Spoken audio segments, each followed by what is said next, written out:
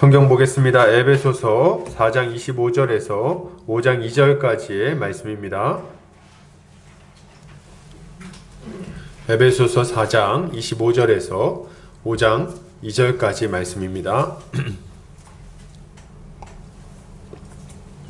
제 성경으로는 신약성경 314페이지에 있습니다. 제가 봉독해 올리겠습니다. 그런즉 거짓을 버리고 각각 그 이웃과 더불어 참된 것을 말하라. 이는 우리가 서로 지체가 됨이라. 분을 내어도 죄를 짓지 말며 해가 지도록 분을 품지 말고 마귀에게 틈을 주지 말라. 도둑질하는 자는 다시 도둑질하지 말고 돌이켜 가난한 자에게 구제할 수 있도록 자기 손으로 수고하여 선한 일을 하라. 무릇 더러운 말은 너희 입 밖에도 내지 말고 오직 덕을 세우는 데 소용되는 대로 선한 말을 하여 듣는 자들에게 은혜를 끼치게 하라. 하나님의 성령을 근심하게 하지 말라. 그 안에서 너희가 구원의 날까지 인치심을 받았느니라.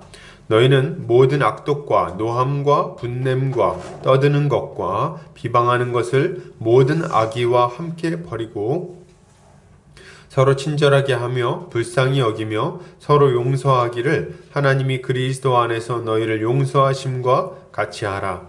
그러므로 사랑을 받는 자녀같이 너희는 하나님을 본받는 자가 되고 그리스도께서 너희를 사랑하신 것 같이 너희도 사랑 가운데서 행하라. 그는 우리를 위하여 자신을 버리사 향기로운 제물과 희생 제물로 하나님께 드리셨느니라. 아멘.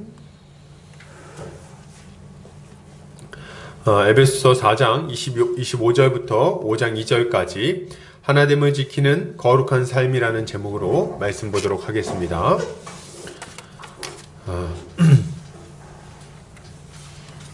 신자는 예수 그리스도를 믿고 나서 거듭나서 새 사람이 됩니다.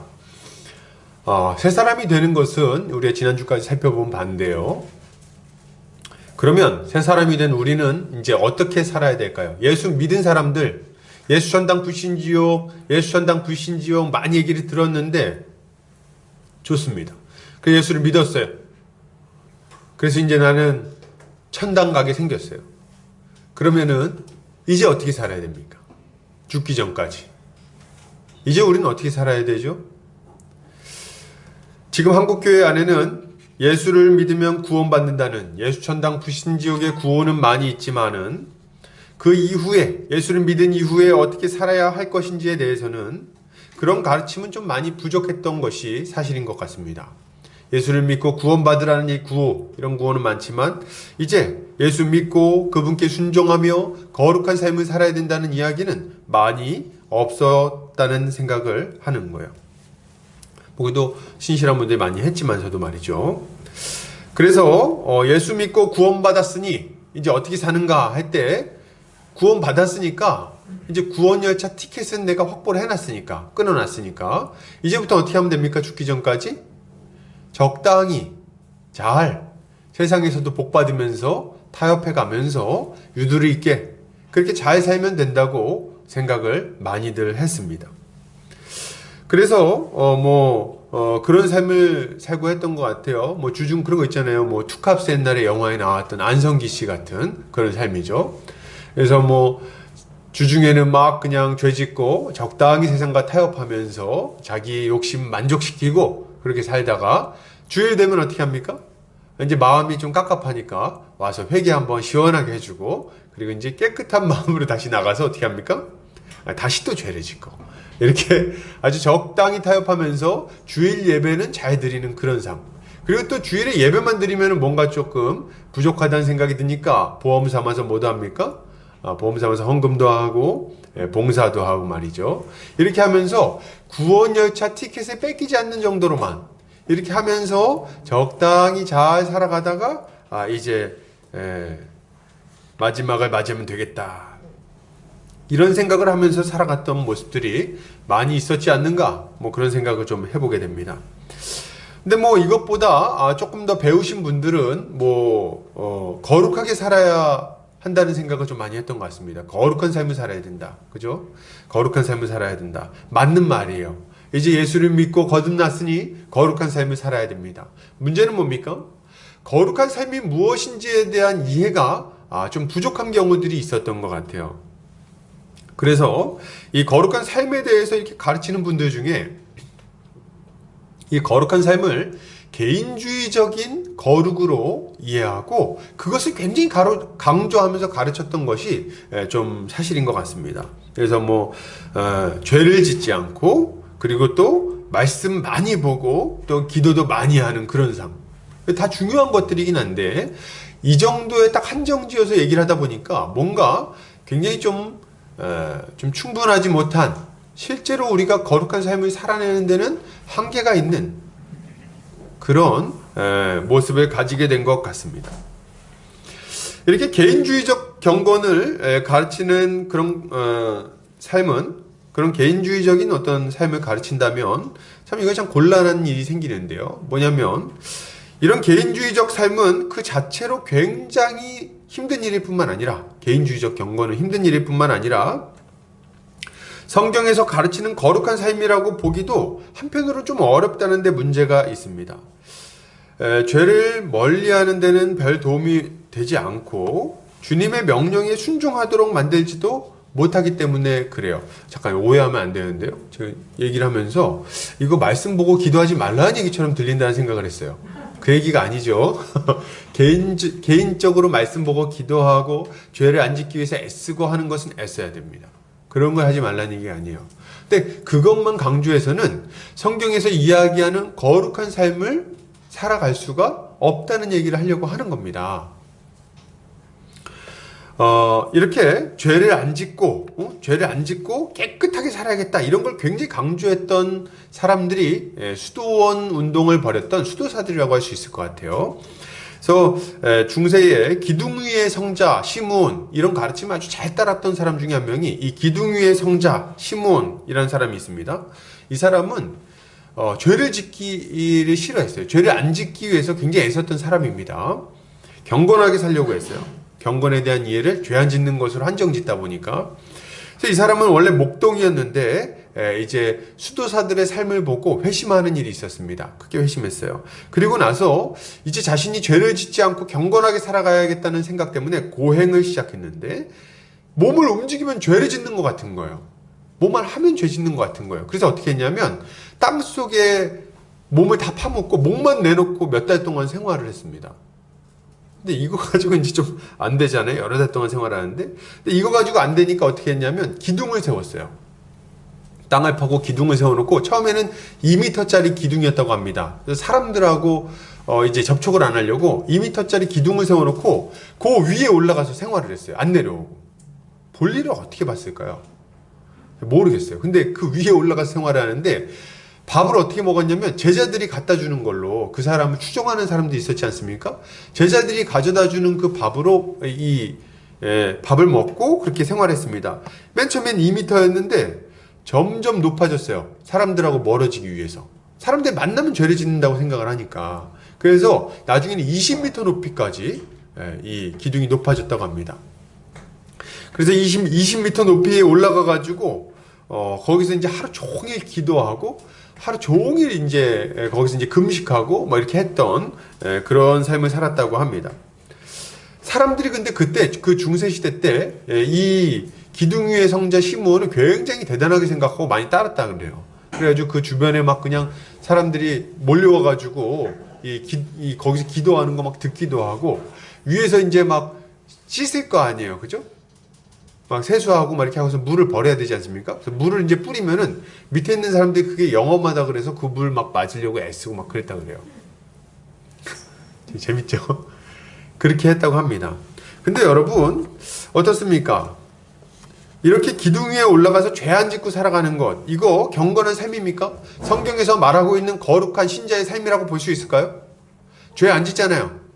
누구한테 상처 안 주잖아요. 그러니까 충분합니까? 여러분 아니라는 거예요. 그렇지 않다는 겁니다. 이런 삶은 성경에서 말하고 있는 경건과는 사뭇 거리가 있는 거예요. 도리어 사람들에게 민폐를 끼치는 거죠. 왜요? 제자들 맨날 그 음식 갖다가 20m 높이까지 올려주려고 그러면 얼마나 힘들겠어요. 물 씻을 물 갖다 올려줘야지. 도리어 오히려 그리스도인의 삶에 합당한 거는 그 제자들이에요. 제자들 밑에서 음식 올려주지 뭐 물 씻을 물 올려주지 막. 그 사람들이 오히려 괜찮은 거죠. 우리 오늘 본문을 통해서 이런 경건에 대한 잘못된 이해, 거룩에 대한 잘못된 이해, 거듭난 새 사람의 삶에 대한 잘못된 이해에 대해서 좀 생각해보고, 이제 우리가 어떻게 거듭난 새 사람의 삶을 살 것인지에 대해서 함께 살펴보려고 합니다. 먼저 오늘 이제 그런 의미에서 우리 25절 이렇게 좀 살펴보려고 하는데, 25절 어떻게 시작합니까? 그런즉 거짓을 버리고 각각 그 이웃과 더불어 참된 것을 말하라, 이렇게 시작하죠. 근데 처음 시작하는 단어가 뭡니까? 그런즉 이렇게 말하고 있어요. 그런즉 무슨 말입니까? 이제 뭔가 앞에다 뭔가를 쭉 얘기해 놓고 나서 그러니까 이제 이렇게 살아야 돼, 이렇게 얘기를 하는 거예요. 이 서신서를 보면 전체 구조가 어떻게 되냐면 6장까지라 그러면 1장부터 3장까지는 우리가 어떤 존재가 되었는지, 어떤 은혜를 받았는지를 충분히 얘기해 줍니다. 그러고 나서 이 후반부는 이것을 기초로 해서 어떻게 살아야 될 것인지에 대해서 이야기를 하고 있어요. 그래서 그러므로 너희는 하나되 성령의 부르심에 합당한 대로 합당한 삶을 살아라, 이렇게 얘기하든지, 그리고 또 거룩하게 살아야 된다, 이렇게 얘기하든지. 그래서 하나님의 은혜로 거듭난 새 사람이 되었으니 거듭난 사람답게 살아라, 이렇게 구조가 짜여져 있다는 거예요. 그래서 앞에는 하나님의 은혜, 뒤에는 그 은혜에 기초한 명령이 이렇게 등장을 합니다. 여기서 그런즉 이렇게 얘기할 때는 뭔가 우리에게 베풀어 주신 은혜와 우리를 바꿔주신 은혜, 그러니까 우리가 어떤 존재가 되었는가, 이것을 기초로 해서 명령하고 있다는 것을 우리가 알 수 있습니다. 그래서 여기서 그런즉 이렇게 얘기할 때, 그런즉은 뭘 얘기하는 겁니까? 24절을 좀 우리가 생각해 볼 수 있는 것 같아요. 24절 같이 읽어볼까요? 자, 시작. 하나님을 따라 의와 진리의 거룩함으로 지으심을 받은 새 사람을 입으라. 그죠? 우리가 이제 어떤 사람이 됐어요? 옛사람을 벗은 자가 되었고 새 사람을 입은 자가 되었어요. 옛사람을 벗어버렸고 새 사람을 입었다. 그러니까 이제 우리는 어떤 삶을 살아야 됩니까? 새 사람으로서의 삶을 살면 되는 거예요. 옛사람의 삶을 살지 않고 새 사람으로서 살아가면 되는 거죠. 자, 근데 여기서 우리가 이제 새 사람으로 살아야 된다 할 때 이 새 사람의 삶을 우리가 잘 이해해야 됩니다. 새 사람이 어떤 존재인지를 이해해야 우리가 어떻게 살아야 되는지를 명확하게 알 수가 있어요.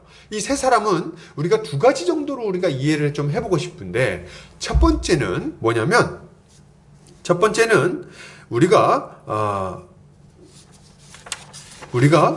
예전에 그 옛사람의 모습을 벗어버린 이방인과 같이 허망한 것을 쫓아 죄 가운데 살아가던 존재에서 하나님을 따라 의롭게 살아가는 존재가 되었다는 것을 의미합니다.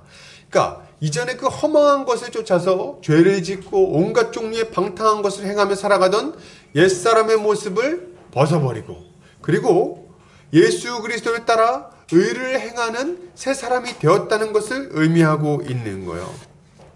원래 우리는 어떤 존재였습니까? 에베소서 2장 1절부터 3절에는 예전에 우리가 어떤 존재였는지가 아주 잘 나오고 있어요. 한번 볼까요? 그는 허물과 죄로 죽었던 너희를 살리셨도다. 그때의 너희는 그 가운데서 행하여 이 세상 풍조를 따르고 공중 권세 분자를 따랐으니 곧 지금 불순종의 아들들 가운데서 역사하는 영이라. 전에는 우리도 다 그 가운데서 우리 육체의 욕심을 따라 지내며 육체와 마음에 원하는 것을 하여 다른 이들과 같이 본질상 진노의 자녀였더니. 예, 맞아요. 우리 원래 어떤 존재였습니까? 아주 죄악된 존재였어요. 죄를 짓고 살아가던 존재였어요. 그래서 이 세상 풍조를 따랐죠. 이 세상의 그 악한 풍조를 따랐을 뿐만 아니라 또 마귀의 그 이끄심을 따라 살았어요. 이끄심이라 그래야 되나요, 이거를? 마귀의 그 명령에 순종하며 살았어요. 사단의 나라에서 사단의 통치 가운데 살아갔죠. 그리고 또 어떻게 살았습니까? 예, 이 사단의 통치에 적극적으로 순종하며 살았는데 우리 마음과 육신에 원하는 것을 행하면서 살았어요. 그래서 우리 마음속에서 온갖 종류의 추악하고 더러운 죄가 막 그냥 생각나면 그대로 아무 거리낌 없이 그 죄를 짓고 살았다는 거예요. 음란하게, 악하게, 더럽게 막 살았던 자들인 거죠. 그게 우리의 모습이었다는 거예요. 그런데 우리가 어떤 사람이 되었습니까? 예수 그리스도를 믿음으로 말미암아 이 모든 옛사람을 십자가에 못 박아 없애버리고 이제 예수 그리스도와 함께 부활하여 예수 그리스도를 따라 하나님께 나아가는 의로운 삶을 사는 존재로 바뀌게 된 거예요. 로마서 6장 4절에서 5절 한번 보겠습니다. 주보 뒷면 보세요. 읽겠습니다. 시작. 그러므로 우리가 그의 죽으심과 합하여 세례를 받음으로 그와 함께 장사되었나니 이는 아버지의 영광으로 말미암아 그리스도를 죽은 자 가운데서 살리심과 같이 우리로 또한 새 생명 가운데서 행하게 하려 함이라. 만일 우리가 그의 죽으심과 같은 모양으로 연합한 자가 되었으면 또한 그와 그의 부활과 같은 모양으로 연합한 자도 되리라. 아멘. 그래서 원래 우리가 어떤 존재였습니까? 이 죄로 말미암아 죄와 허물로 죽은 자였는데 예수 그리스도의 그 십자가 죽으심을 힘입어서 완전히 거듭나 새롭게 된 존재가 된 거예요. 이제 거룩한 존재, 예수 그리스도와 연합해서 예수 그리스도를 따라 살아갈 수 있는 존재, 하나님을 닮아갈 수 있는 존재, 의롭게 살아갈 수 있는 존재, 좀 선하게 살아갈 수 있는 존재, 누가 봐도 거룩하게 살 수 있는 그런 존재라고 말할 수 있는 거죠. 죄를 미워하고 의를 기뻐하며 하나님의 법에 순종하며 살아가는 그런 존재가 되었다는 거예요. 우리 이런 존재가 되었다는 것을 먼저 첫 번째로는 좀 생각해야 되는 거죠. 그러면 두 번째로 우리가 생각해야 되는 건 뭘까요? 새 사람이 되었다는 것은 어떤 의미입니까? 새 사람이 되었다는 것은 먼저 분열되고 원수되었던, 그러니까 옛사람, 이 아담의 범죄 이후로 분열하고 원수 맺고 살아가던 옛사람의 모습을 벗어버리고 서로 하나 되어 함께 살아가는 교회적 존재가 되었다는 것을 의미하는 거예요. 이것을 의미한다. 새 사람이 되었다 할 때 이 새 사람은요, 첫 번째는 죄를 짓지 않는 자, 죄를 멀리하고 거룩하게 살아가는 자라는 의미가 있고, 두 번째는 분열하고 나뉘어지고 원수 맺고 원망하고 미워하며 살아가는 존재에서 서로 사랑하고 서로 하나 되어 살아갈 수 있는 이 집합적 존재, 공동체적 존재가 되었다는 것을 의미하고 있는 거예요. 자, 우리가 이것을 좀 생각해야 됩니다. 그러므로 우리 에베소서 2장 14절 15절에 보면 이 얘기가 아주 잘 나왔죠. 2장 14절 15절 같이 한번 읽어볼까요? 자, 시작. 그는 우리의 화평이신지라 둘로 하나를 만드사 원수된 것 곧 중간에 막힌 담을 자기 육체로 허시고 법조문으로 된 계명의 율법을 폐하셨으니 이는 이 둘로 자기 안에서 한 새 사람을 지어 화평하게 하시고. 아멘. 원래 우리는 어떤 존재였습니까? 둘로 나뉘어진 존재. 아담의 범죄 이후에 모든 인류는 하나님과의 관계가 깨어지고 이웃과의 관계가 깨어졌으며 피조 세계와의 관계가 깨어졌었는데 예수 그리스도의 십자가로 말미암아 한 새 사람이 된 존재가 되었죠. 그래서 하나 되어 함께 살아갈 수 있는 존재가 된 거예요. 교회적 존재, 교회적 삶. 교회적 삶을 살 수 있는 그런 존재가 되었다. 이렇게 얘기를 할 수 있는 거죠.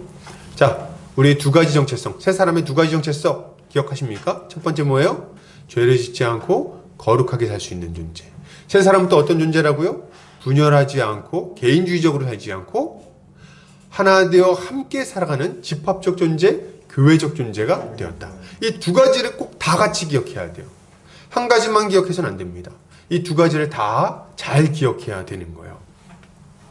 우리가 이런 존재가 되었으므로 어떤 삶을 살아가야 되는지는 이 두 가지 정체성에서 자연스럽게 흘러나옵니다. 첫 번째로 우리가 옛사람을 벗어버리고 새 사람이 되었다 할 때 죄를 짓지 않고 거룩한 삶을 살 수 있는 의로운 존재가 되었다는 것을 생각해보면 어떻게 살아야 돼요? 어떻게 살아야 됩니까? 어떻게 살긴요? 죄를 짓지 않고 그렇게 살아야죠. 그런 존재가 됐으니까 이제 죄에 머물러 있을 수가 없어요. 죄에 머물면서 계속해서 죄 가운데 거하면서 그것을 기뻐하면서 그렇게 살 수가 없다는 거예요. 죄악된 삶이 있다면 그것을 기꺼이 벗어버리고 그 더러운 거, 우리를 고통스럽게 하던 그런 죄악된 모습들 당장에 버리고 그리고 그 죄를 멀리하는 삶을 살아야 되겠죠. 근데 우리가 죄를 짓잖아요. 그죠? 죄를 지면 어떻게 해요? 예수를 믿고 났는데도 여전히 죄를 짓는다. 그럼 어떻게 합니까? 그러면 회개하면 되는 거예요. 그래서 거듭난 새 사람의 굉장히 중요한 특징 중에 하나가 뭐냐면 회개하는 모습을 날마다 갖는다는 거예요. 날마다 회개하는 삶을 살아간다는 것. 크게 회개해서 하나님께로 돌이켜 거룩한 삶을 살아갈 뿐만 아니라 날마다 죄를 회개하며 날마다 거룩을 향해서 나아가는 삶을 살아간다. 이게 새 사람의 첫 번째 모습이라고 할 수 있을 거예요. 로마서 6장 13절에서는 이렇게 얘기합니다. 또한 너희 지체를 불의의 무기로 죄에게 내주지 말고 오직 너희 자신을 죽은 자 가운데서 다시 살아난 자 같이 하나님께 드리며 너희 지체를 의의 무기로 하나님께 드리라. 아멘. 이게 무슨 말입니까? 이제 죄악된 삶은 더 이상 살 수가 없다는 거예요. 우리 존재가 그런 것을 기뻐하는 모습을 완전히 벗어버렸다는 거예요. 이제는 의로운 삶을 좋아하고 기뻐하며 그 삶을 살기 위해서 자연스럽게 노력하는 자가 되는 거죠. 두 번째로 우리가 어떤 존재가 되었다고요? 교회적 존재, 집합적 존재, 함께 살아가는 존재로 바뀌었다고 말씀드렸어요. 그러면 이제 어떻게 살아야 됩니까? 다시 한번 좀 얘기를 해드릴게요. 우리가 교회적 존재가 됐다는 건 어떤 말이냐면 옛날에는 혼자 사는 걸 좋아하고 나 자신만을 위해 사는 것이 기뻤어요. 그 자연스러워서 그게. 네 인생은 네 인생이고 내 인생은 내 인생이었던 거예요. 근데 그걸 기뻐하고 자연스럽게 생각했어요. 옛날에는. 근데 예수를 믿고 나서 교회적 존재가 된 다음에는 이게 완전히 바뀌는 겁니다. 어떻게 바뀌어요? 이제는 혼자 살아가면 힘든 거예요. 존재 자체가. 혼자 살아가면 만족하지 못하고 혼자 살아갈 때는 외로움을 느낍니다. 도리어. 그리고 이제 어떻게 살아가요? 함께 살아가기를 힘쓰게 되고 함께 살아갈 때 기뻐하게 되고 그것에 만족을 느끼고 그것을 추구하는 삶을 살게 된다는 거예요. 그게 자연스럽다고 느끼는 거예요. 여러분, 예수를 믿고 거듭난 사람의 굉장히 중요한 특징이 하나 있어요. 그게 뭔지 아십니까? 잘 모르시나요? 제가 알려드릴게요. 그게 뭐냐면 교회를 오고 싶어요. 교회를 오고 싶어요.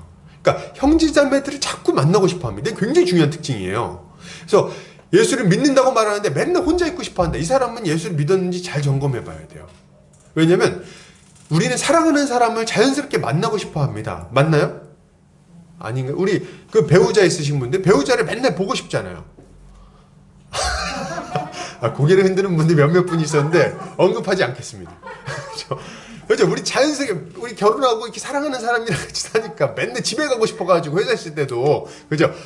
집에 가서 그냥 얼굴 보고 싶네. 그죠? 아니면 뭐 일할 때 학교 가서도 그냥 우리 남편, 우리 아내 보고 싶다. 맨날 그러잖아요, 우리가. 근데 이유가 뭐냐면 사랑하니까 그런 거 사랑하니까 그죠? 이게 민망하네요. 이제 사랑하면 그런 거 사랑하면. 근데 말이죠. 예수를 믿고 나면 우리가 어떤 존재가 됩니까? 형제자매를 사랑하는 관계가 되는 거예요. 그렇게 바꿔줘 버리는 거예요. 우리를 한 몸 한 가족으로 딱 만들어가지고 사랑하는 존재로 바꿔버리셨어. 그래서 예수를 믿으면 특징이 뭐냐면 자꾸 우리 지체들이 보고 싶은 거예요. 우리 형제자매, 우리 가족들이 보고 싶은 거예요. 타향살이 하면 어떤 병이 걸립니까? 향수병이 걸리죠. 왜 향수병이 걸려요? 가족들 보고 싶고 친척들 보고 싶고 친구들 보고 싶고 말이죠. 사랑하는 사람들하고 함께 하고 싶은데 못해가지고 이게 병 걸리는 거예요. 근데 우리가 똑같다 이거지. 예수를 믿으면요 향수병이 걸립니다. 어떤 병이요? 옆에 있는 형제자매들이 자꾸 보고 싶은 거예요. 그래가지고 예배 없는 날인데 교회를 나오는 거예요. 화요일날 왜 교회 나와? 근데 화요일날 교회 나와가지고 괜히 근처에 어슬렁어슬렁 거리는 거예요. 어슬렁어슬렁 거리다가 뭐 누구 안 오나? 괜히 앉아가지고 커피 마시고. 그렇게 하고 있으면 비슷한 사람들이 또 온다? 그죠? 누가 와요? 그럼 이제, 왔어. 이렇게 해가지고 같이 커피 마시고. 저녁 되면 한 3-4명 모이죠? 뭐 합니까? 모여서 이제 기타 치면서 찬양하고. 그러다가 이제 같이 기도하고. 그리고 흩어지고. 이걸 아주 자연스럽게 하게 됩니다. 왜요? 왜요? 거듭나면 교회적 존재가 되기 때문에 그런 거예요. 공동체적 존재. 함께 살아가는 것을 기뻐하는 존재로 바뀌기 때문에 그런 거예요. 자, 그러므로 우리가 그런 존재가 되었다면 이제 어떻게 살아야 됩니까? 어떻게 살긴요? 하나 되어 살아가기를 힘써야 됩니다. 하나가 되었으니까 하나됨을 힘써 지키며 살아가야 되는 거예요. 어떻게 하나됨을 힘써 지키죠? 우리 에베소 4장 4장 2절에 그 비결이 나와 있어요. 4장 2절 우리가 전에 살펴봤던 겁니다. 한번 읽어볼까요? 자, 시작. 모든 겸손과 온유로 하고 오래 참음으로 사랑 가운데에서 서로 용납하고. 이게 하나 되기를 힘써 지키는 모습인 거예요. 어떻게 해요? 겸손하게 대하고 온유하게 대하고 오래 참고 그리고 사랑 가운데 서로 용납하고 이렇게 하면서 함께 살아가기를 힘쓰는 것. 이게 뭡니까? 이게 세 사람의 마땅한 삶이라는 거예요. 이게 아주 마땅한 삶. 세 사람다운 삶이라고 할 수 있는 거죠. 특별히 4장에서는 이런 하나 되기를 힘써 지키는 삶을 굉장히 강조해서 이야기하고 있는데 이 하나 되기를 힘써 지키기 위해서 우리에게 하나님께서 뭘 주셨습니까? 신령한 은사를 주셨어요. 각 사람에게 믿음의 분량대로 신령한 은사를 주셔서 이 신령한 은사를 막 사용하면서 서로를 섬김으로 하나 되기를 잘 지키면서 살아갈 수 있게 만들어 주신 거죠.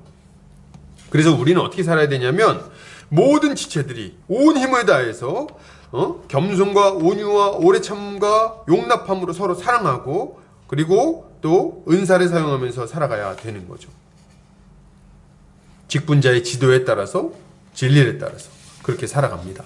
이게 예수 그리스도로 인해 새 사람이 된 자들의 마땅한 삶이라고 할 수 있는 거예요. 두 가지 뭐라고요? 첫 번째, 죄를 멀리하고 의를 추구하는 삶. 두 번째 뭐예요? 개인주의적이고 이기적인 삶을 버리고 교회적이고 집합적인 삶을 살아가는 것. 공동체적 삶을 살아가는 것. 함께 하나 되기를 힘써 지키며 살아가는 것. 이 두 가지가 우리의 존재에 합당한 삶이라고 말할 수 있는 거죠.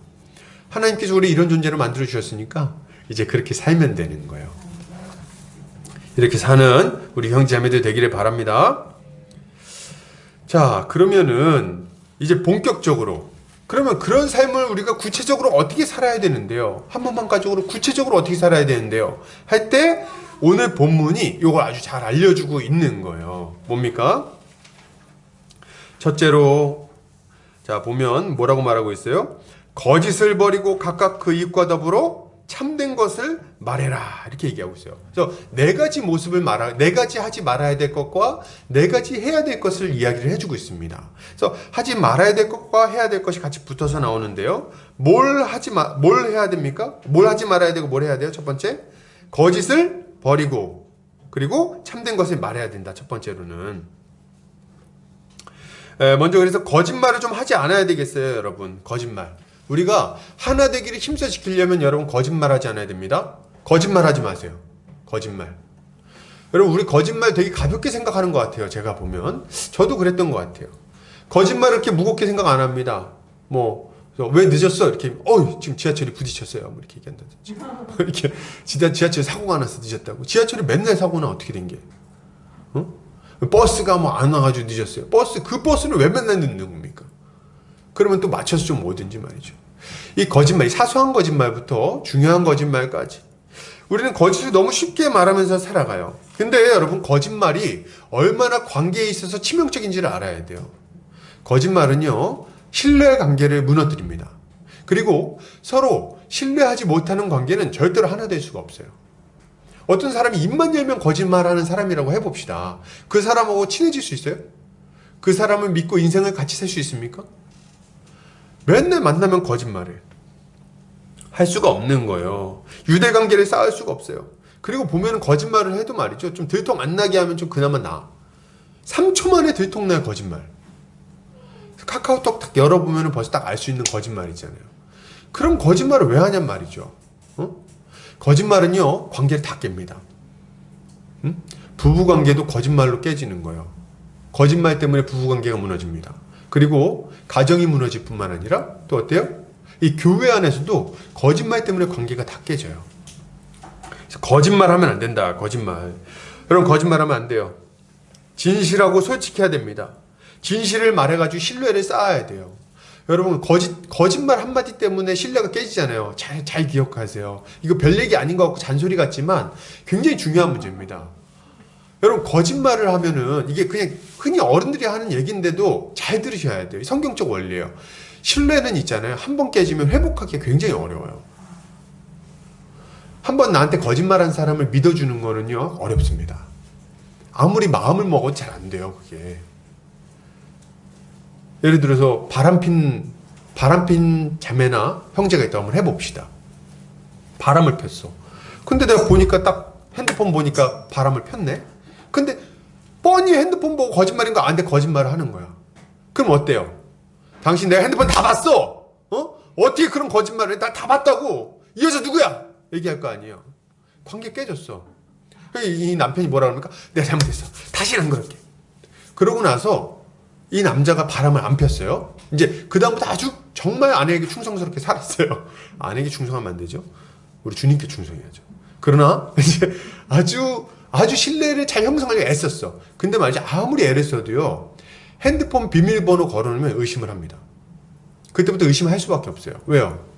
전적이 있거든. 거짓말을 했었거든. 아무리 자기가 진실하려고 해도 그 신뢰관계를 회복하는 게 어렵다는 거예요. 여러분 교회 안에서의 관계도 마찬가지입니다. 거짓말을 해서 그 거짓말이 이렇게 딱 관계가 한번 그것 때문에 깨지지 않아요? 이거 정말 회복이 힘들어요. 공동체 안에서 이게 또 몇몇이 알게 되면 공동체 안에서 이 사람을 받아들여주는 것도 굉장히 큰 에너지가 듭니다. 그러니까 여러분 잔소리같이 듣지 말고 거짓말을 하지 마세요. 그냥 혼나고 마세요. 혼날 일이 있으면. 지각했으면 늦잠 잤어요. 얘기하세요. 그냥 한마디 잔소리 듣고 마는 게 낫지 거짓말 해가지고 나중에 신뢰관계가 깨지는 것보다는 그게 훨씬 낫습니다. 이걸 잘 알아야 돼요.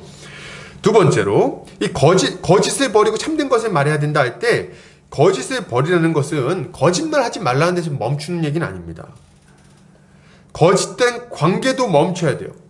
거짓된 관계도 멈추고 진실한 관계를 쌓아나가야 되는 거예요. 여러분 거짓된 관계는 어떤 겁니까? 거짓된 관계 뭐 이런 게 있어요. 교회로 왔는데 이제 건성으로 이렇게 관계를 맺어나가는 거예요. 그래서 일주일 내내 연락 한마디 없다가 저도 연락을 잘 안 하는 편인데 굉장히 좀 마음이 무겁네요. 설교하는 제 자신한테 하는 설교입니다. 일주일 내내 연락 한마디 안 하고 관심도 하나도 없다. 기도도 한 번도 안 하다가 아이고 잘 지내셨어요? 어떻게 지내셨어요? 그냥 얼굴이 더 좋아지셨네. 이렇게 하면서 그렇게 하고 나서 어떻게 합니까? 또 이제 교회 예배 탁 끝나면 탁 관계 끊고 그리고 만나서 얘기할 때는 굉장히 피상적인 대화만 하는 거예요. 피상적인 대화. 그냥 뭐 날씨가 좋죠. 뭐 이런 얘기만 하고. 실제로 자기 인생에 굉장히 큰 문제가 있고 이 문제를 해결해 나가야 되는 과정 가운데 있는데도 오픈을 안 하는 거예요. 그래서 여러분 이거 진짜 있어요. 교회 안에서 보세요. 5년 10년 교회를 같이 다니는데 뭐 하는 사람인지 모르는 경우가 있어요.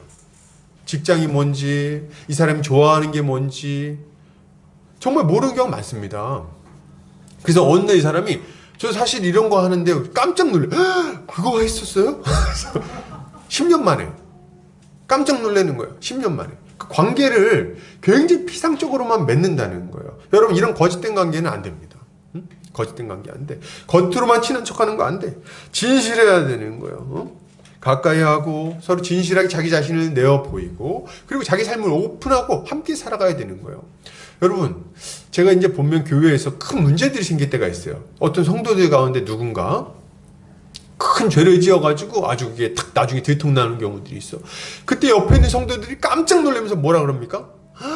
저 사람이 그런 사람인 줄 몰랐네 이렇게 얘기하는 거예요. 왜 몰라요? 왜 모르죠? 그 지경이 되도록? 왜 모르는 거예요? 오픈을 안 하니까 모르는 거예요. 계속 자기를 감춰. 그래서 맨날 만나면 무슨 얘기합니까? 책 얘기해, 책 얘기. 제가 요새 이런 책을 봤는데 책 얘기. 실제로 자신의 삶에 어떤 어려움이 있고 뭐 때문에 유혹받고 뭐 때문에 시험 들고 뭐 때문에 분투하고 있는지 어떤 영역에 있어서 좀 지체들의 도움이 필요한지 이런 것들에 대해서 오픈하지 않을 때 이것은 거짓된 관계라고 말할 수 있는 거예요. 여러분 우리는 이 거짓된 관계를 멀리해야 됩니다. 진실해야 돼요. 서로에게 자기 자신을 내어주고 그리고 서로 오픈하고 기도해주고 서로 같이 울어주고 함께 삶을 제대로 좀 공유해야 되겠어요.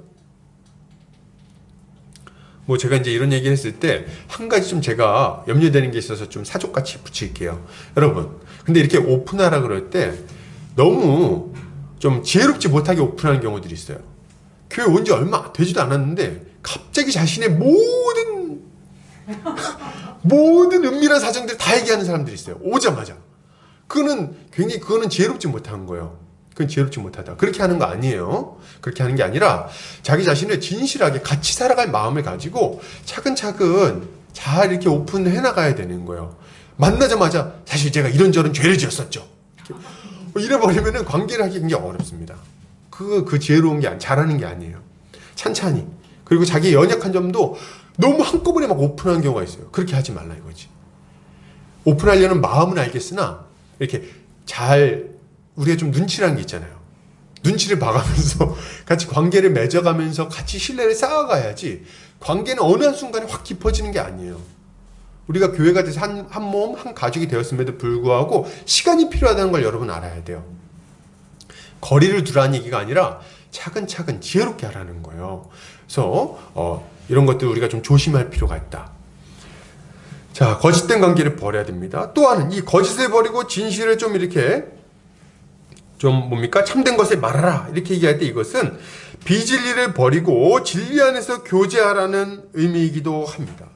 진리를 버리고 비진리를 버리고 진리 버리면 안 되죠. 비진리를 버리고 진리 안에서 교제를 나눠야 돼요. 비진리를 버리고 진리 안에서 교제를 나눠야 된다. 이게 무슨 말이냐? 잘못된 가르침, 세속적 가르침을 따라서 교제할 수 없다는 말입니다. 잘못된 것을 옳다고 말하면서 교제할 수 없다는 거예요. 잘못됐다는 것은 잘못됐다고 이야기해주고 그리고 진리를 기초로 서로 교제를 나눠야 되는 거죠. 여러분 교회 안에서 보면은 이렇게 이런 경우가 있어요. 사랑으로 용납해 준다는 말로 죄를 짓는 것이 너무나도 뻔하고 잘못된 길로 가는데 그냥 다 용납해 주는 경우들이 있습니다. 여러분 이것은 진실한 관계가 아니에요. 이건 진리 안에서 교제를 나눈 거라고 말할 수가 없습니다.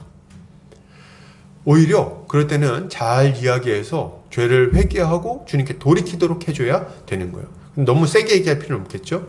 잘해야 된다. 예전에 제가 이렇게 청년부 때 수련회를 갔어요. 어떤 수련회 갔는데 그때 오랜만에 새내기가 왔어요. 이제 중고등부 때부터 교회를 다니던 애였는 친구였는데 자매였어요. 이 친구가 오랜만에 교회 수련회에 참석했습니다. 그래서 이제 같이 모여가지고 성경 공부를 하면서 성경 나눔을 하는데 이 친구가 이렇게 나눌 시간이 됐어요. 근데 본문은 조금 로마서 말씀이었는데 이전에 우리가 이런 죄로 말미암아 하나님 진노 아래 있었다. 내어버려 두심 가운데 있었다. 뭐 이런 얘기를 막 나누고 있었어요. 근데 이 친구가 갑자기 이렇게 얘기하는 거예요.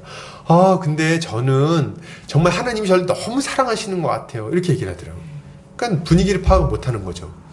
그런 얘기를 탁 하는 거예요. 그래서 그래? 제가 그때 조장이었거든요. 그래서 왜 하나님도 하나님을 사랑하시지 왜 날 사랑한다고 느끼니? 이렇게 물어봤어요. 근데 이 친구가 뭐라 그러냐면 이렇게 얘기하는 거예요. 저는요 고등학교 때 교회도 안 나가고 하나님 말씀에 순종하지도 않고 그냥 세상에서 막 살았는데 하나님이 다 잘되게 해주셨어요. 이렇게 얘기하더라고요. 그래서 하나님 저를 너무 사랑하시는 것 같아요. 이렇게 얘기하더라고요. 그래서 제가 그 얘기 듣고서 이렇게 마음이 좀 어려웠어요. 그래서 딱 얘기해 줬습니다. 그게 아니라 하나님도 내버려 두셨을 수 있다. 얘기해 버렸어. 20살짜리 자매한테 이렇게 얘기를 했더니 당황하더라고요. 하나님이 심판이 지금 너 머리 위에 있을 수 있으니까 회개해라. 이렇게 얘기했어요. 대단하죠? 그렇게 얘기했더니 이 자매가 울었어. 저는 은혜 받고 운 줄 알았어요. 그게 아니라 울었어. 그러고 나서 이제 어떤 일이 있었냐면, 이제 다 이제 모임이 끝나고, 자매들은 자매 숙소로, 형제들은 형제 숙소로 갔는데, 나중에 이제 한 자매 리더가 씩씩거리면서 왔어요. 그래서, 너 왜 화가 났어? 이렇게 얘기했더니, 자매들 방에서 좀 이런 일이 있었던 거예요. 어떤 일이 있었냐면, 이 어린 청년이 이제 마음이 안 좋았던 것 같아요. 마음이 안 좋지. 제가 생각해도 지혜롭지 못했던 것 같아요. 근데 이제, 거기서 이제 얘기한 거야. 종현 오빠는 도대체 왜 그러는 거야? 이렇게 하면서 이제 내가 뭐 그렇게 안 살겠대? 내가 이렇게 뭐 열심히 안 살겠대? 거기서 꼭 그렇게 얘기를 해야 돼? 이렇게 하면서 막 화가 나는 거예요. 그래서 막 얘기했더니 옆에 있던 좀 연세가 있는 여자 청년분들께서 같이 이제 동조해서 그러게, 아유, 종현 오빠 원래 그래. 이렇게 얘기를 한 거예요. 그 얘기를 듣고 옆에 있던 이 여자 리더가 딱 마음이 안 좋았어요. 그래서 딱 그 순간에 정색을 하면 딱 얘기를 했다는 거예요. 야, 니네 그렇게 얘기하는 거 아니야? 종현 오빠가 맞는 말 했어. 이렇게 딱 얘기를 해준 거예요. 얼마나 감사합니까? 이런 신실한 자매들이 되기 바랍니다. 그렇게 얘기 딱 해준 거예요. 그러고 나서 이제 와가지고 이렇게 얘기를 해줬던 거죠. 여러분 이 얘기를 듣고 한 가지 우리가 생각해야 될 지점이 있어요. 뭡니까? 죄 가운데 거하고 그것을 용납받기를 원할 때 그것을 괜찮다고 말하면 됩니까? 안 됩니까? 안 돼요. 교회 안에서 어떤 리더는 어떤 성경 공부 조장은 죄에 대해서 막 혼낼 때가 있어요. 교회 선배라든지. 너 이렇게 죄 짓고 살면 돼? 어떻게 해? 너 이렇게 하면 안 돼! 이렇게 얘기할 때가 있어요. 그죠? 그럴 때가 있겠죠? 그렇게 했을 때 꼭 그 혼난 지체는 누구 찾아갑니까? 그 교회 청년부에는 이렇게 천사 역할을 맡은 청년이 꼭 있어요. 그래서 거기 가가지고 그 오빠한테 또 얘기하는 거죠. 세상에 누가 저렇게 얘기했어, 못되게 얘기했어요. 그럼 이제 거기서 또 뭐라 그럽니까? 아유, 걔가 너무했네. 그렇게 받아주는 거예요. 여러분, 이렇게 하면 안 됩니다. 이렇게 하면 안 되는 거예요. 일관성 있게 해야 되는 거예요. 일관성 있게. 한쪽에서 죄에 대해서 책망했으면 다른 쪽에서 그것을 괜찮다고 얘기하면 안 되는 거예요. 이런 것들은 비진리 안에서 머무는 것입니다. 우린 진리 안에서 교제해야 되는 거예요.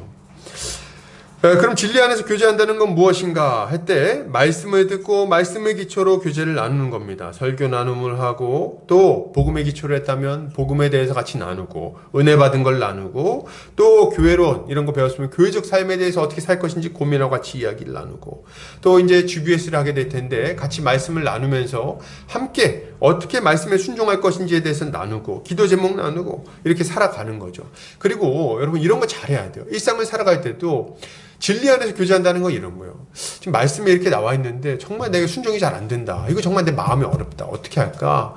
이거 놓고 좀 기도해줘. 좀 조언 좀 해줘. 이렇게 얘기하는 거 있잖아요.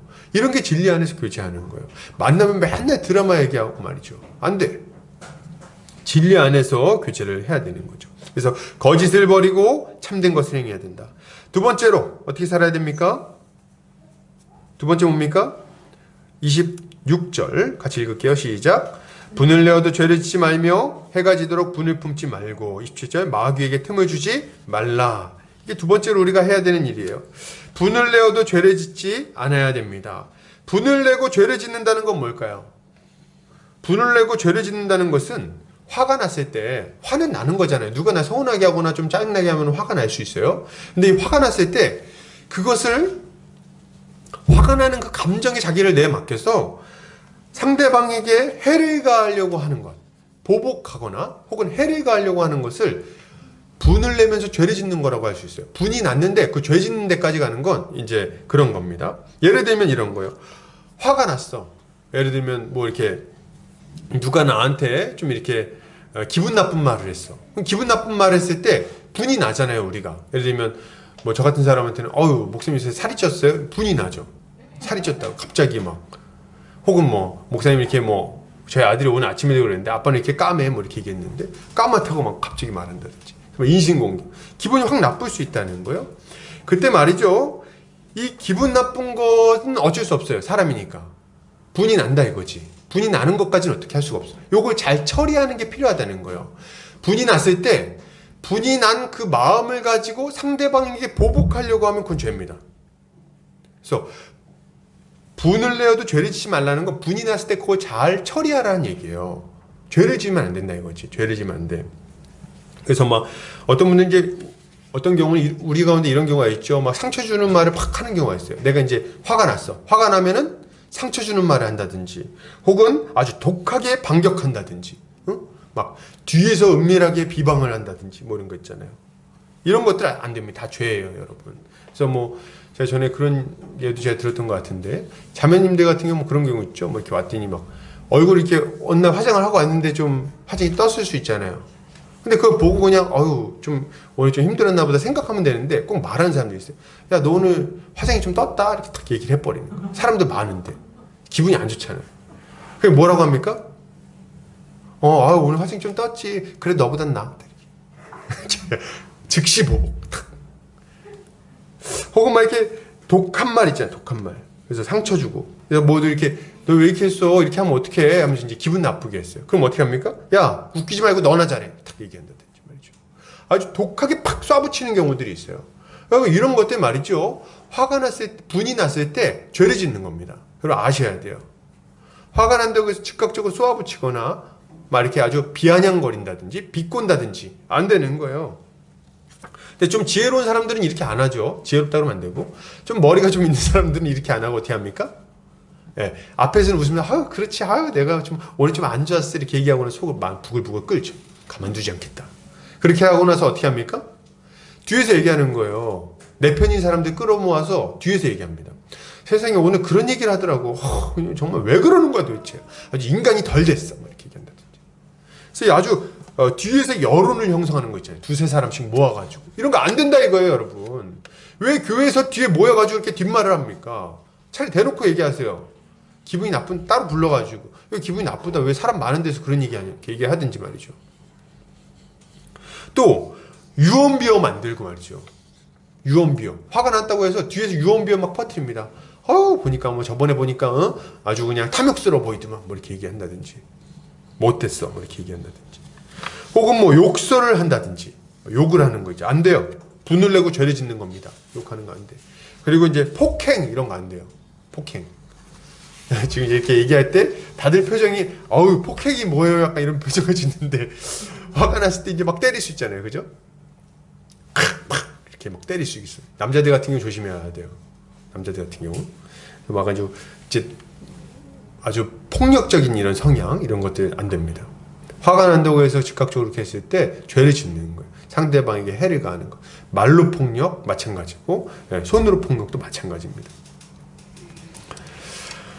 이런 것들에 대해서 해가 지도록 분을 품지 말고 빨리 풀어버려야 돼요. 처리하는 방식은 신속히 분을 풀고 원한을 맺지 않아야 됩니다.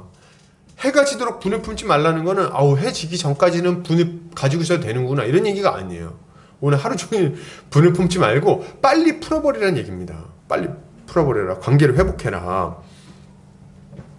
제가 이제 교회 안에서 이제 제가 이렇게 지도를 하다 보면은 옛날에 청년부 할 때 이럴 때도 보면은 이렇게 다투는데 싸우고 서로 다투고 하는데 이게 어떤 건 바이 건으로 하는 게 아니더라고요. 보통 보면 그죠? 그래서 누가 너무 이상하게 상대방한테 막 상처 주고 막 함부로 막 하는 거예요. 아니 왜 그러는 거야? 이렇게 물어보면 뭐라 그래요? 쟤도 1년 전에 그랬어요. 이렇게 얘기해요. 1년 전에 그걸 1년 동안 기억하고 있네. 1년 동안 1년 동안 누가 나한테 서운하게 했던 거 섭섭하게 했던 거 1년 동안 기억하고 있다가 아주 어느 순간 기회가 되면 그걸 아주 독하게 팍 쏴붙이는 거죠. 상대방이 상처 주고 말이죠. 그럼 그럼 딱 뭐라 합니까? 너 했으니까 나 그거 해도 돼. 너 저번에 그렇게 했잖아. 이렇게 얘기한다는 거죠. 이게 뭐예요? 원통함을 풀지 않는 거예요. 원통함을 풀지 않는 거. 원수를 맺고 풀지 않는 거. 그러면 안 됩니다, 여러분. 근데 제가 이렇게 보면은 가끔 이렇게 저도 이제 가끔 이제 뭐 부부싸움을 하고 부부싸움 합니다. 근데 이제 좋은 건 아니죠.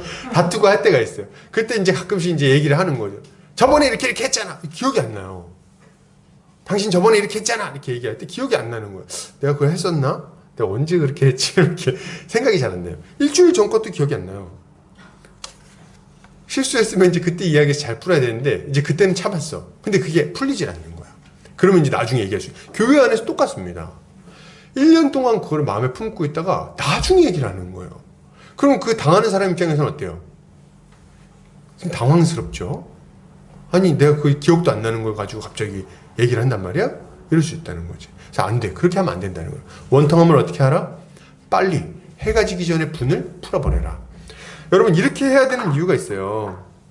왜 그러냐면 이렇게 풀지 않으면 마귀가 틈을 탑니다. 마귀가 틈을 타요.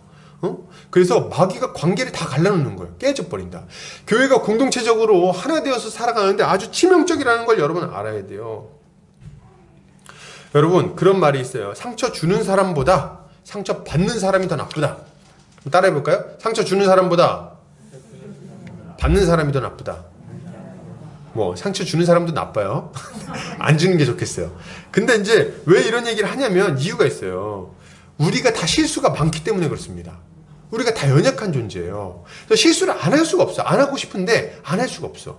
말도 실수하고 여러 가지 실수를 합니다. 근데 말이죠. 이렇게 교회 공동체 안에 죄인들이 모였으니까 오죽 실수를 많이 하겠어요. 그죠? 근데 그거에 너무 쉽게 상처받아. 그럼 됩니까? 안 됩니까? 안 된다 이거. 너무 쉽게 상처받아. 그리고 빨리 풀지도 않아.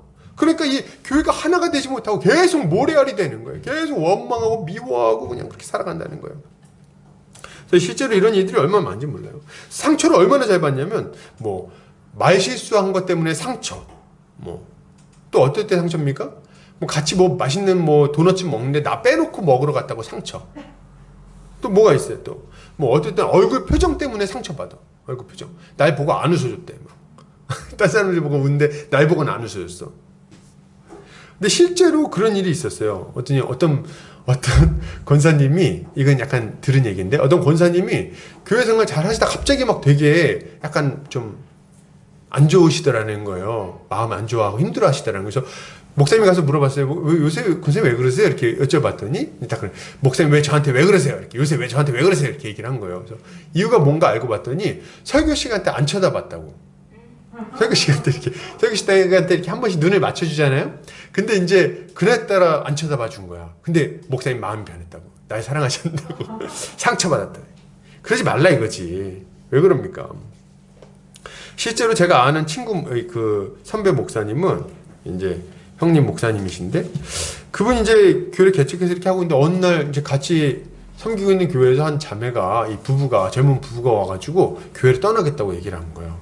목사님 저희 교회 옮길게요 이렇게 얘기하는 거예요. 아니 왜 옮기냐 이렇게 얘기했더니 서운해서 옮기는 거였어요. 나중에 알고 보니까 이유가 뭔지 아십니까? 이제 신혼부부가 점점 많아진 거예요, 그 교회가. 그래서 이제 애들이 맨 처음에는 한 3명 정도 됐는데, 나중에는 아이가 한 10명 된 거야. 근데 예전에는 어때요? 한 2-3명밖에 없으면 목사님들이 보통 애기들 보면 어떻게 합니까? 애기들 보면 너무 이뻐하고 막 안아주고 막 이렇게 하잖아요. 근데 애들이 한 10명 됐어. 그럼 어떻게 해요? 다 못 안아주잖아. 일일이 다 안아줄 수가 없잖아요. 애들이 막 정신없고 막 뛰어다니고. 그러니까 누구는 안아주고 누구는 못 안아주고 그러거든요. 애기를 안 안아줬다는 거야. 그것 때문에 서운하다 이거야. 서운하다. 그래가지고 교회 옮기겠다고. 여러분 진짜 그러지 마십시오. 뭐 일부러 막 누구를 애기를 미워 그러겠어요? 말도 안 되는 거지. 이런 별것도 아닌 거 가지고 막 상처를 받아가지고 이렇게 하면 안 된다. 여러분 상대방이 악한 의도로 무슨 행동인가 어떤 말이나 행동을 했을 거라고 생각하지 마세요. 누군가 나에게 상처 주려고 아주 작정하고 얘기했다고 생각하지 마십시오. 혹시라도 그런 생각이 들면 직접 만나서 푸세요. 아니 이렇게 근데 이거 막 공공연하게 여러 있는 데서 얘기하면 안 됩니다. 지혜롭게 해야 돼요. 1대1로 만나서 얘기를 하세요. 도대체 이렇게 저번에 얘기했는데 왜 이렇게 얘기했어? 나 그때 너무 마음이 안 좋았다. 이런 의도로 얘기한 거냐? 뭐 얘기를 한다든지 잘 얘기해서 푸세요. 같이 뭐 짜장면 먹으면서 푸세요. 그걸 계속 마음에 품고 있지 말고. 여러분 교회에서 대부분의 문제는요 섭섭한 마음 때문에 생겨요. 섭섭한 마음. 섭섭한 마음이 교회를 갈라놓고 그리고 교회 안에서 문제를 일으킵니다. 서운한 마음이 있으면 빨리 풀어야 돼요. 목사한테도 마찬가지고 성도 상호 간에도 마찬가지. 서로 간에 대화 한 번도 안 해본 사람들이 있으면 대화를 서로 하고 오늘 잘 지내다가 오늘 좀 관계가 좀 멀어진 것 같아. 그럼 본인이 왜 그러나 한번 생각해 보세요. 섭섭한 마음이 있을 수 있어. 그래서 이런 것들 잘 해결해야 된다.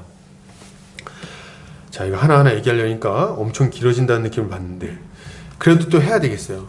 세 번째로 이제 어떻게 해야 됩니까? 도둑질. 자, 우리 28절 같이 읽겠습니다. 시작. 도둑질하는 자는 다시 도둑질하지 말고 돌이켜 가난한 자에게 구제할 수 있도록 자기 손으로 수고하여 선한 일을 하라. 도둑질하지 말고 구제할 수 있도록 수고하여 선한 일을 해야 되겠습니다. 이게 하나 되기를 힘쓰는 세 사람의 삶이에요. 이거 아주 중요한 얘기입니다. 자기 손으로 수고해서 이웃을 도와야 된다 이렇게 얘기하는데 여기서 3가지 정도 좀 제가 얘기를 할게요. 첫 번째로 여러분 자기 손으로 수고해서 먹고 살아야 됩니다. 우리는 교회에서 자기 손으로 수고해서 일을 하세요. 심은 대로 거두는 것이 성경의 원리고 일하지 않은 자는 먹지도 말라 그랬어요. 그러니까 일하지 않고 뭔가 좀 이렇게 무의도식 하기를 바라는 것은 신자의 모습이 아닙니다. 아르바이트를 해서라도 본인이 생계를 이렇게 책임져야 돼요. 자기 생계를 책임져야 되는 거. 근데 부득이하게 좀 이렇게 몸이 아프다든지 어떤 상황이 있을 수 있어요. 그럴 때는 교회에서 구제를 합니다. 그때는 교회에서 구제를 해야 되는 거예요. 근데 그런 상황이 아니라 충분히 일할 수 있고 능력이 있는데도 불구하고 무의도식 하는 것은 이거는 안 되는 거예요. 성경에서 그런 것들은 책망합니다. 일하지 않은 자는 먹지도 말라고 이야기하고 있어요. 그러니까 수고해서 번 돈으로 자기 자신을 잘 책임져야 되겠죠. 그리고 동시에 뭘 해야 되냐면 수고해서 번 돈으로 자기 가정을 잘 돌봐야 되겠어요. 자기 가정을 잘 돌봐야 된다. 여러분 돈을 벌어가지고 가정부터 잘 돌보세요. 여러분 아주 중요한 일이에요. 가정을 돌보는 건 중요한 일이에요. 가정을 돌보는 건. 가족들이 다 굶고 있는데 혼자 잘 먹고 다니면 그 정상입니까? 아니죠. 그런 정상이 아니에요. 가족들이 너무 힘든데 가정을 안 돌보고 다른 데다 돈을 쓰는 거 괜찮습니까? 여러분 안 됩니다. 그것도 안 돼요. 제가 좀 적극적으로 얘기를 해볼게요. 좀 조심스러운 얘기지만 한번 얘기를 해볼게요. 여러분, 가정에서 자녀들을 못 돌보는데 교회에 와서 과도하게 헌금하는 것은 하나님 기뻐하지 않으십니다. 가정을 잘 돌보세요. 가정을 잘 돌보라고 하나님께서 재정을 주신 거예요. 그거부터 잘하세요. 그거부터. 그리고 그걸 기초로 하면서 좀 이렇게 잘 하세요. 헌금 생활 잘 하세요. 지혜롭게 하세요. 그래서 막 이런 가정을 돌보지 않고 뭐 이렇게 뭐 하는 것 안 됩니다. 그리고 세 번째로는 수고해서 번 돈으로, 여러분이 수고해서 번 돈으로 교회를 좀 돌봐야 되겠어요. 교회를 잘 돌봐야 됩니다. 헌금 생활을 잘 해야 된다는 거예요. 헌금 생활. 도둑질 하지 말라 이렇게 얘기할 때 첫 번째는 자기 손으로 수고해서 자기 먹을 걸 먹고 살아라. 두 번째, 자기 손으로 수고한 걸 가지고 가정을 잘 돌봐라. 하나님 주신 거니까. 세 번째로는 하나님께서 주신 것이므로 하나님께 합당한 것을 올려드려야 돼요. 하나님 것을 도둑질하지 마시기 바랍니다. 여러분, 이 헌금 생활 하면은, 이건 오늘 좀 본격적으로 다루진 않을 거예요. 헌금 생활의 기초는 11조입니다. 여러분, 11조. 11조가 뭐냐면 10분의 1을 하나님한테 올려드리는 거예요. 근데 왜 10분의 1을 올려드리냐면 10분의 1이 가지고 있는 의미가 있어요. 성경에서. 그건 뭐냐면 전체를 드린다는 의미를 가지고 있습니다. 근데 왜 11조를 성경에서 이렇게 강조하는지 아십니까? 돈이 중요하기 때문에 그래요. 돈은 우리의 인생하고 거의 마찬가지입니다. 우리가 돈 벌려면 얼마나 힘듭니까? 우리의 시간 들어가죠? 우리의 열정 들어가죠? 우리의 땀이 들어가죠? 피땀 흘려가지고 돈을 버는 거예요. 진짜 힘들게. 그렇지 않습니까? 여기는 내 모든 게 들어가요. 내 인생을 돈으로 환산했다고까지 말할 수 있어요. 돈은.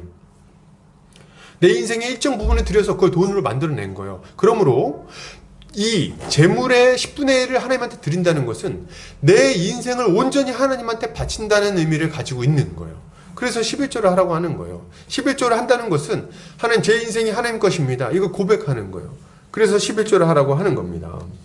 그리고 이 11조의 용도가 있어요. 11조의 용도. 11조의 용도는 뭡니까? 11조는요, 11조는 몇 가지 용도가 있는데, 첫 번째로는 이제, 교회를 유지합니다. 교회를 유지하고, 그리고 두 번째로는 목회자 사례비를 줍니다. 그리고 세 번째로는 교회 안에 연약한 형제 자매들을 구제하는 데 사용해요. 그리고 네 번째로는 이 교회에 맡겨진 사명을 감당하는 데 사용합니다. 복음을 전하고 또 가르치고 이런 거 있잖아요. 이런 용도가 있는 거예요. 그래서 11조를 통해서 하나님은 교회가 건강하게 세워져 갈 수 있도록 하실 뿐만 아니라 계속해서 주님의 일을 감당하도록 하는 거죠. 헌금 생활 잘해야 돼요. 여러분, 헌금 생활은 실제로 신앙의 중요한 척도가 됩니다. 제가 사실 전에는 돈 얘기를 잘 못했어요. 헌금하라는 얘기도 잘 못하고 약간 민망하더라고. 그래서 굳이 뭐 이런 얘기를 할 필요가 있나 이런 생각을 많이 했어요. 알아서 하는 거지. 돈 밝히는 목사 같잖아요. 근데 헌금 생활이 실제로 우리의 신앙 생활에는 굉장히 중요한 겁니다. 여러분이 물질을 하나님으로 섬기는지 아니면 진짜 하나님으로 섬기는지는 헌금 생활을 통해서 다 드러나는 거예요. 본인한테 도전하고 본인이 결단하고 본인의 믿음의 분량에 맞게 헌금 생활을 해야 되는 겁니다. 그리고 그 다음으로 우리가 구제할 수 있도록 수고해서 도둑질하지 않고 구제할 수 있도록 수고해서 선한 일을 한다는 것은 수고해서 번 돈으로 이웃을 위해서 사용해야 된다는 것을 의미하는 거예요. 제가 지금 얘기를 하다가 조금 밑으로 넘어왔군요. 아무튼 그래서 도둑질하지 말고 수고해서 선한 일을 해라 할 때 이 수고해서 선한 일을 하는 것에는 첫 번째로는 자기 자신이 수고해서 먹고 살고, 두 번째는 가족을 잘 돌보고, 세 번째는 교회를 돌보고, 네 번째로는 옆에 있는 형제 자매를 잘 돌보는 것이 있는 것입니다. 자, 이제 이런 질문이 있는 거예요. 11조를 했는데, 목사님 제가 11조를 했는데, 그럼 이제 10분의 9는 제 마음대로 사용해도 됩니까? 할 때 그렇지 않다는 거예요. 성경에서도 보면, 여러분, 11조 말고 성경에 이런 명령이 많이 나와요. 너희가 농사를 짓고, 이 곡식을 거둘 때, 밭 귀퉁이는 남겨놔라. 이런 얘기들이 막 있습니다. 밭 귀퉁이는 왜 남겨놓는지 아세요? 이유가 뭐냐면, 고아와 과부와 나그네들이 거기서 마음껏 그걸 가지고 먹고 살 수 있도록 남겨놔라 이렇게 하는 거예요. 그리고 곡식을 이삭을 주실 때 이게 몇 개가 떨어지잖아요. 이삭이 그거 줍지 말라 그래요. 왜냐하면 가난한 사람들이 와서 그 떨어져 있는 걸 주셔서 본인들이 먹고 살 수 있도록 하라고 이렇게 얘기를 하는 거예요. 이건 무슨 말이냐면 하나님께서 우리에게 주신 재정 가운데 일정 부분은 연약한 이웃을 돕기 위한 것으로 주신 거라는 거예요. 그렇기 때문에 우리가 이것도 지혜롭게 사용해야 되는 거예요. 남은 10분의 9도. 실제로 여러분 그 룻기를 보면 보아스의 밭에서 룻이 이삭을 줍습니다. 그것으로 먹어요. 그러니까 이거 굉장히 중요한 거죠. 이런 원리가 있는 거예요. 그리고 이제 수고해서 번 돈을 이웃을 섬기는 데 사용해야 된다. 이렇게 얘기를 할 때 헌금으로 끝났다고 생각하면 안 되는 거예요. 여러분, 내가 이제 헌금했으니까 끝났다. 그리고 이제 막 옆에 형제가 막 굶고 막 배고파하고 있는데 못 본 척하고 지나가면 된다, 안 된다? 안 된다. 교회에서 책임질 영역이 있고 내가 또 책임질 영역이 있는 거예요. 이걸 우리가 생각해 볼 필요가 있는 거죠. 제가 중요한 얘기를 빠뜨려 먹었는데 도둑질 얘기를 하다 도둑질을 좀 얘기했어야 되는데 그냥 막 넘어왔네요. 도둑질하지 말고 수고해서 선한 일을 해라 이렇게 되는 거예요. 도둑질하지 말고 수고해서 선한 일을 해라. 도둑질은 탐심에서 비롯되는 거예요. 탐심은 우상숭배입니다. 결국 돈을 숭배하는 마음에서부터 이런 여러 가지 잘못된 모습들이 나오는 거예요. 이기적인 물질 사용이 되는 거죠. 그래서 이 물질 부분을 성경에서 굉장히 중요하게 다룬다는 것을 기억하고 수고해서 그 재정을 잘 사용하는 것이 신앙에 합당한, 세 사람의 합당한 삶의 모습이라고 말할 수 있는 거죠. 그런데 여러분 여기까지 얘기를 했는데 한 가지 기억해야 될 것은 이 모든 일은 자발적으로 하는 겁니다. 여러분 자발적으로 하는 거예요. 자원하는 마음으로 억지로 하지 않는 것이 굉장히 중요합니다. 심지어는 헌금까지도 믿음의 분량을 따라서 하는 거예요. 어떤 원리가 있지만 그럼에도 불구하고 믿음의 분량을 따라 하십시오. 억지로 하면은 원망하면서 하면 하나님 받지 않으십니다. 기뻐하지 않으세요. 그래서 예를 들어서 내가 이제 헌금을 했는데 마음에 막 그런 거 있잖아요. 막 아깝고 막 이렇게 원망하는 마음이 들어. 하나님한테 나 얼마 같지도 않은데 하나님 너무한 거 아닙니까? 막 이런 마음. 그럴 때는 그냥 조금만 내세요. 원망하지 말고 감사한 마음으로 내세요. 자원하는 마음으로. 그게 나아요. 그래서 그렇게 하는 건 기뻐하지 않으십니다. 옛날에 제가 이제 어떤 간증을 들었더니 이제 돈을 벌고 나서 배고플 때 하나님이 이제 일자리를 주시고 이제 쌀을 한 포대를 이제 받았는데 그거를 11조로 하려고 하니까 너무 아까운 거야. 그래서 이제 그거를 밤새 그걸 펐다가 담았다가 그랬다는 얘기가 있었는데 그죠? 그럴 수 있는 거죠. 그러나 자원하는 마음으로 하시라 말씀드리고 싶어요. 자, 네 번째로 뭡니까? 네 번째. 오늘 조금 길어지는데 좀 양해해 주시기 바랍니다. 조금 더 하도록 하겠습니다. 네 번째 뭡니까? 네 번째 29절 읽겠습니다. 시작. 무릇 더러운 말은 너희 입 밖에도 내지 말고 오직 덕을 세우는데 소용되는 대로 선한 말을 하여 듣는 자들에게 은혜를 끼치게 하라.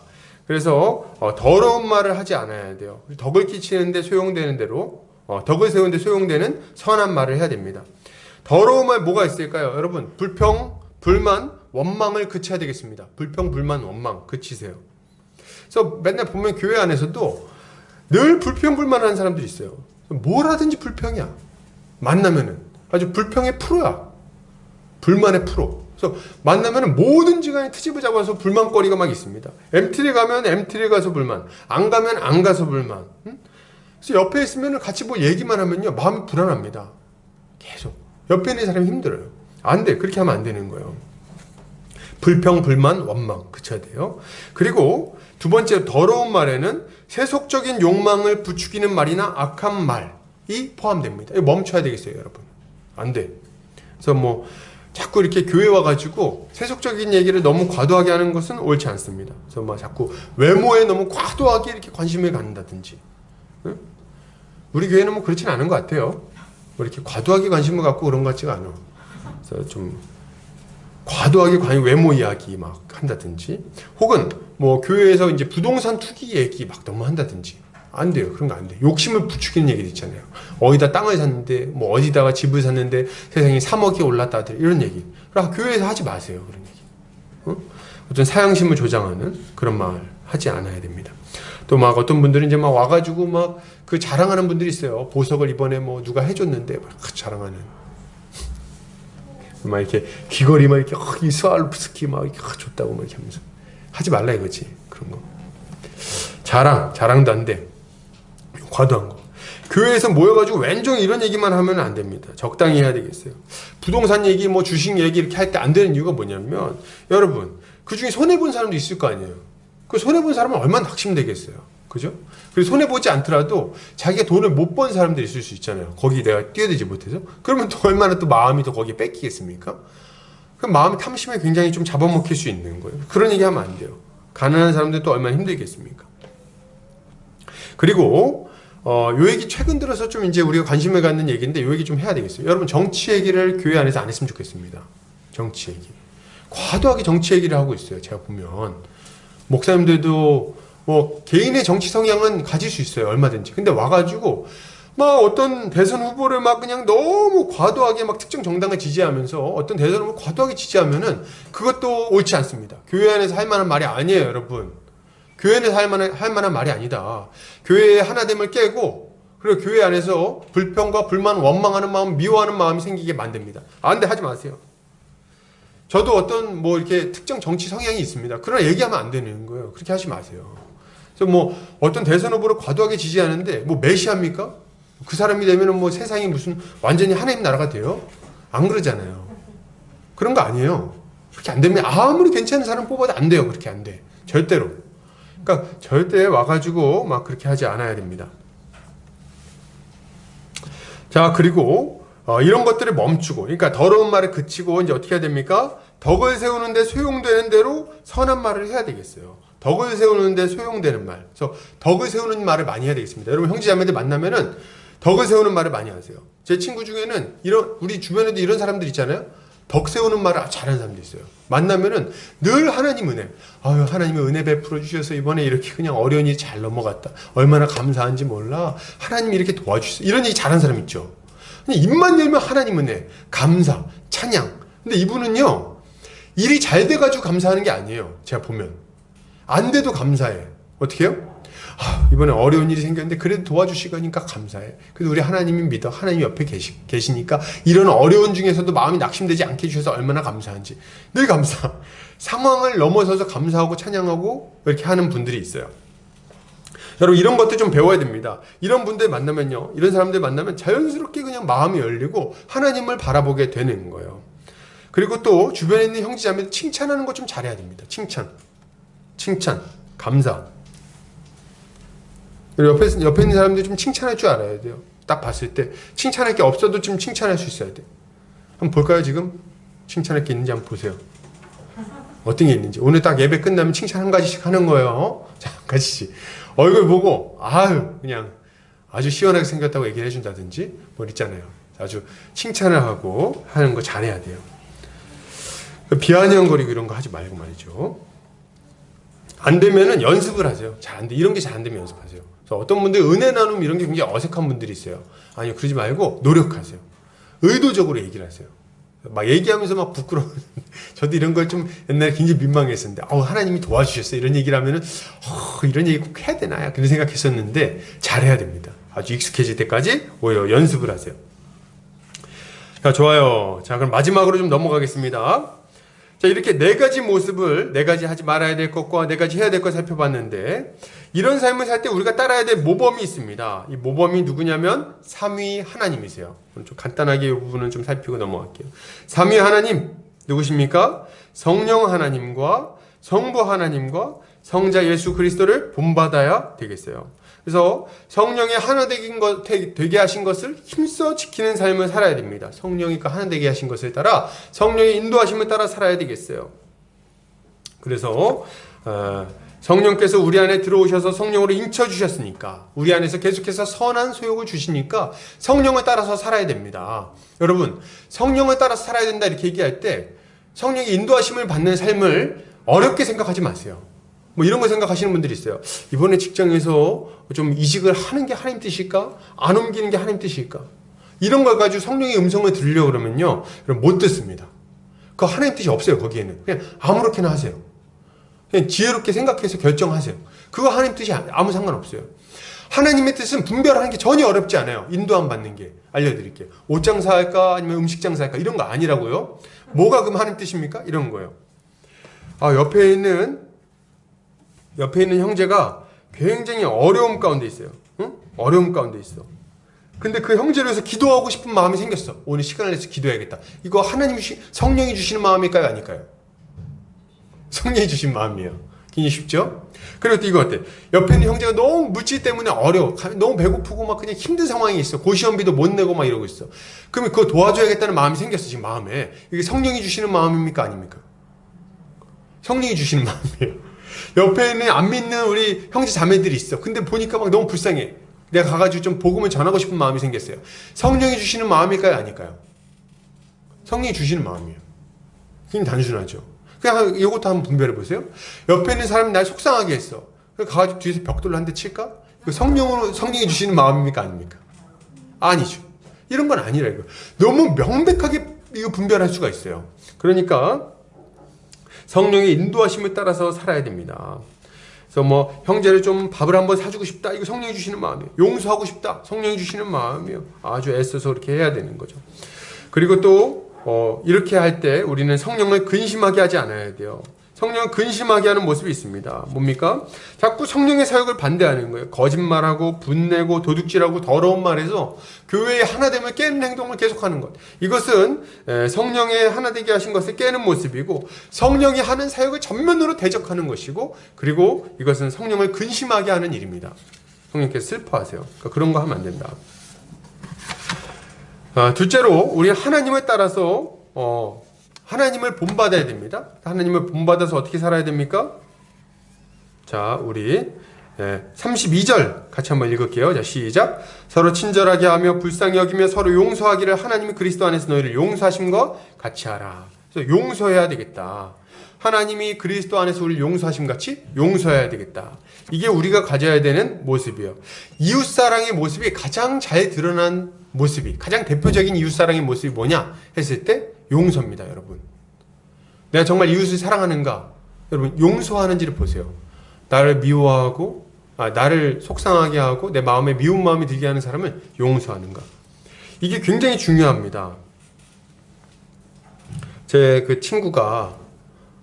친구 부모님이 이제 이혼하셨는데, 친구 어머님 얘기예요. 이혼하셨는데, 이제 이분이 원래 이 어머니 어떤 분이었냐면, 교회를 굉장히 열심히 다니던 분이에요. 교회를 열심히 다니던 분인데 이혼하고 나서 교회를 안 나가기 시작했어요. 근데 이제 사정을 들어보니까 어떤 사정이 있었냐면 이런 사정이 있었습니다. 남편분이 알코올 중독이었어요. 술을 너무 심하게 마셨어. 근데 술을 마시기 전에는 동네 사람들이 너무 호인으로 생각하는, 너무 괜찮은 사람으로 여기는 거예요. 그래서 너무 괜찮았어. 젠틀하고. 근데 술만 마시면 완전히 사람이 바뀌는 거예요. 폭력적으로 바뀌는 거예요. 그래서 동네 사람들 너무 좋은 분으로 알아. 근데 실제 술 마시면 집에서는 폭력 남편인 거예요. 그래서 막 그냥 두드려 패고 말이죠. 그래서 이분이 하루는 문을 잠그고 막 안방에 숨은 거예요. 문을 잠궜어. 그때 와가지고 그냥 열쇠 꾸러미 들고 와서, 야, 첫 번째 열쇠 꽂는다. 두 번째 열쇠 꽂는다. 이러면서 아주 사람 피를 말리는 그런 짓을 막 한 거예요. 휘발유 뿌리면서 막 마루에다 휘발유 뿌리면서 다 불태워버린다 그러고.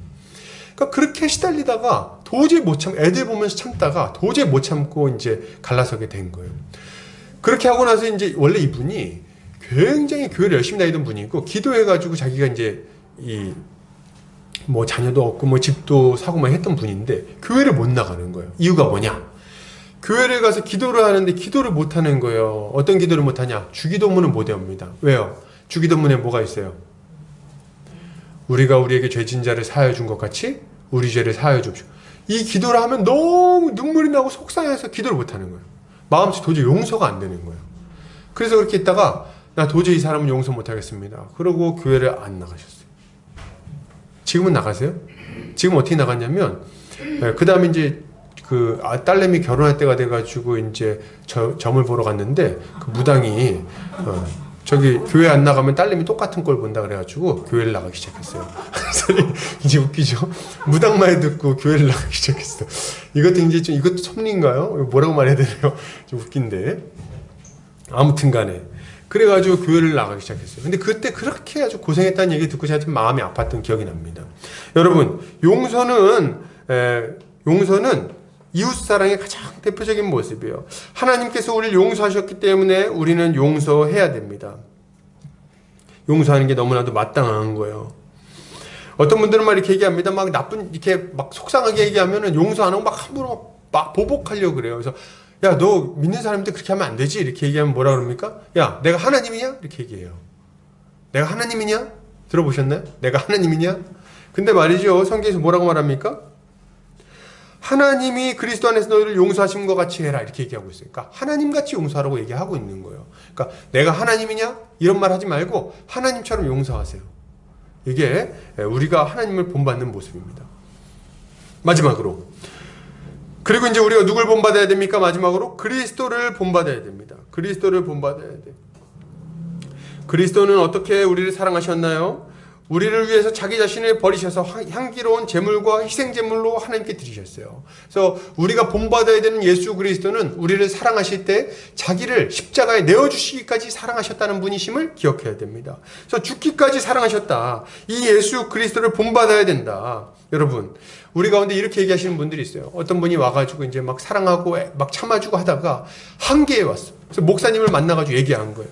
어떻게 얘기했냐면, 목사님, 정말 제가 저분 참을 만큼 참았습니다. 할 만큼 했어요. 이렇게 얘기했어요.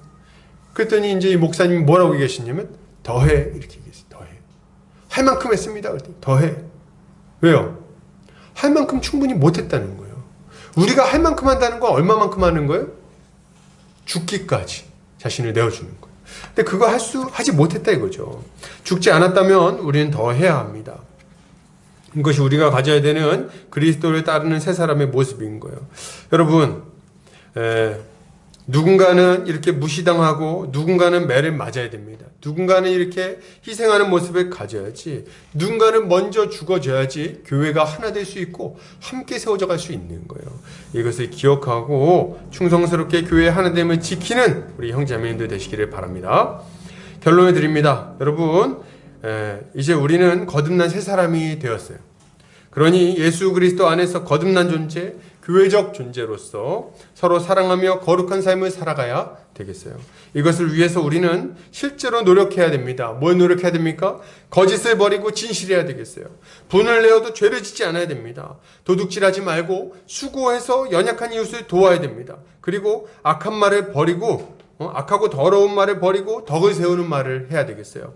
우리가 이런 삶을 살아갈 때 이러한 삶의 가장 확실한 모범이 되시는 삼위 하나님을 따라서 해야 되겠습니다.